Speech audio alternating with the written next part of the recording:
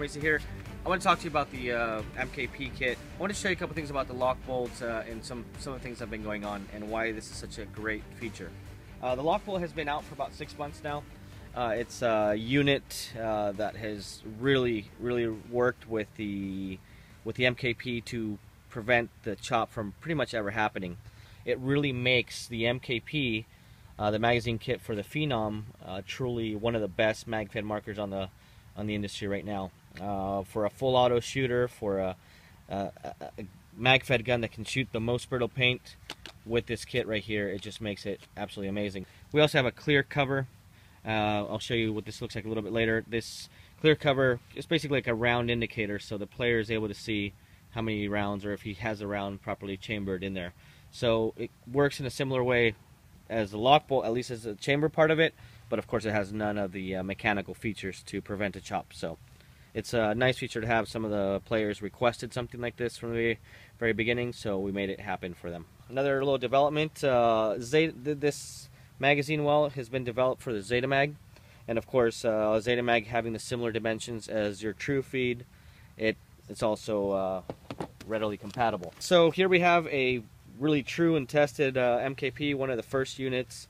This is one of the most abused units that we have here, but of course it's a perfect way to show you what it does. So first of all, just kind of going through this right here again. So this is how you take it off. We've made the extended paddle for it. This is in production. We'll have it pretty soon. So what it does is basically allows you to use your trigger finger without having to overextend it to release your magazine. So it's a very good upgrade. It was designed to have this in place, and of course now it's been implemented. Okay. For the Zeta Magwell, same mechanism, same system. There we go. So if you utilize your own components that you already have, so it's like your UMP handguard and your butt stocks, you have an innate, basically UMP mag-fed rifle that you already have at your disposal. So, and of course this is something that's been highly requested by the paintball players, by the mag-fed pages. Okay, and of course, I mean, it still has the possibility of feeding the D-mags. Now, the D-mags were developed to be a true shooter of the most brittle paint, okay, because they utilize a very light spring. But the true beauty of these magazines combined with the lok-bolt is the paint that you can shoot. So let's go ahead and load some rounds. I want to show you this paint. I mean, this is instead of finding the best paint that we could find, we went around and finding the worst paint we can find.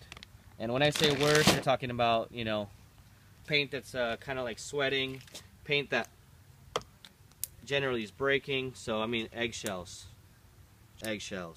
breaking.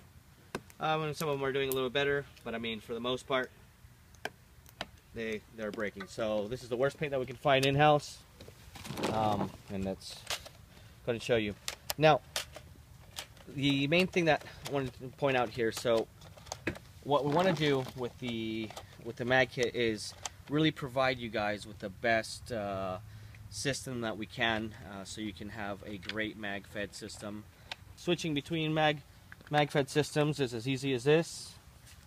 Okay, and there we go. So we have pretty brittle paint. You have a kind of a chamber indicator right there, and we're gonna just go full auto with this with pretty bad paint.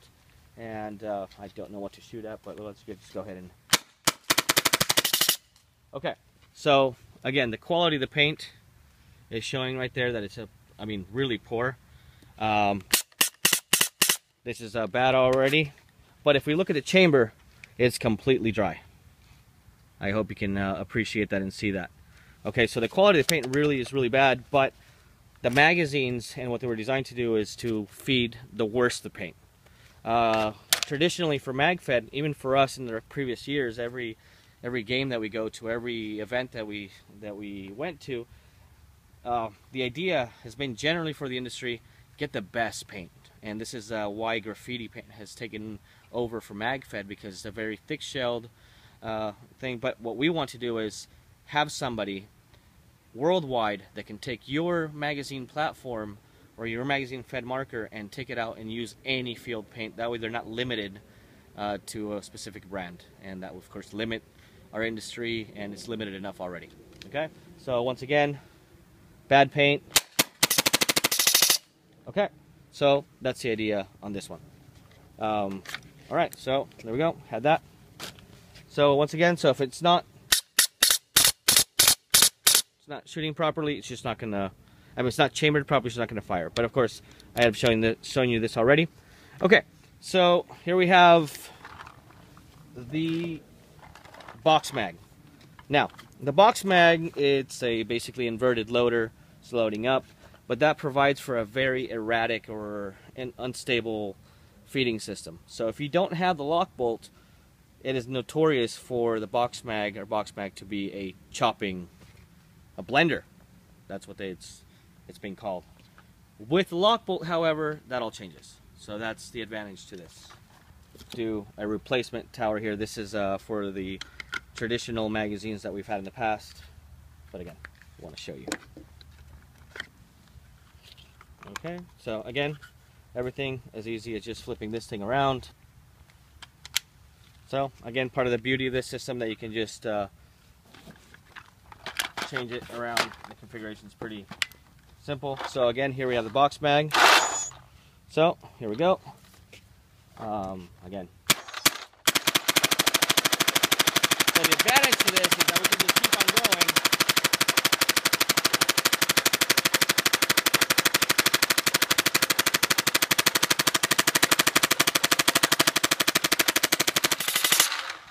There we go.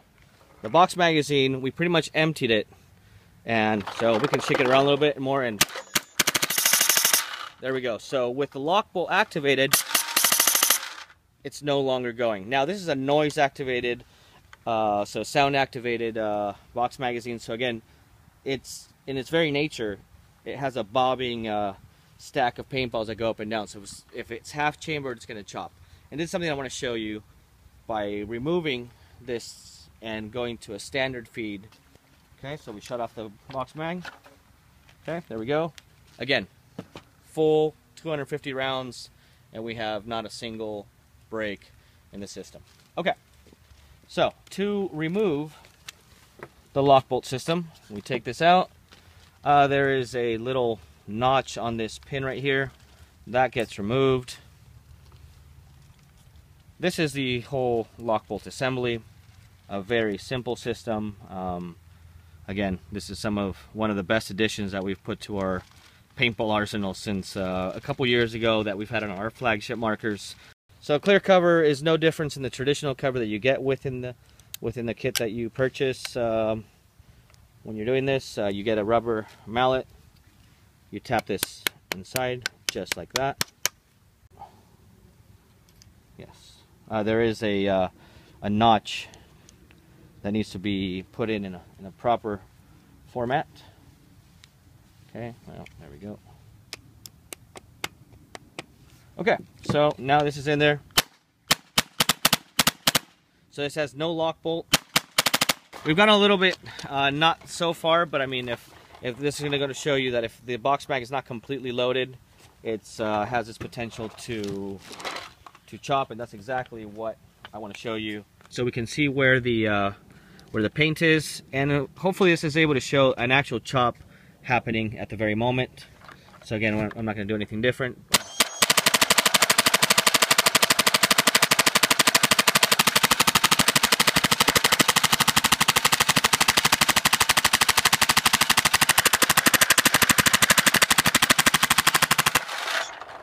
Okay, at this point we're now oozing paint down the thing.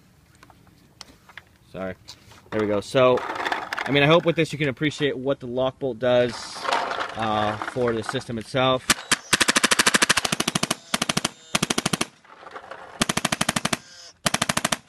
Okay, so we emptied another box magazine. Look at the mess we have inside there, and needless to say, the mess we have inside there. So let me go ahead and take off the magwell so we can look at that a little bit better. There we go. We actually have quite a bit of a terrible mess inside here. Every magazine system out there right now has the potential to fail, and they do. So even with the D-mags that we made them to be with a very soft spring, so they feed the most brittle of paint, every once in a while they don't feed correctly, and if it's not chambered correctly, it's just going to chop. Thank you very much.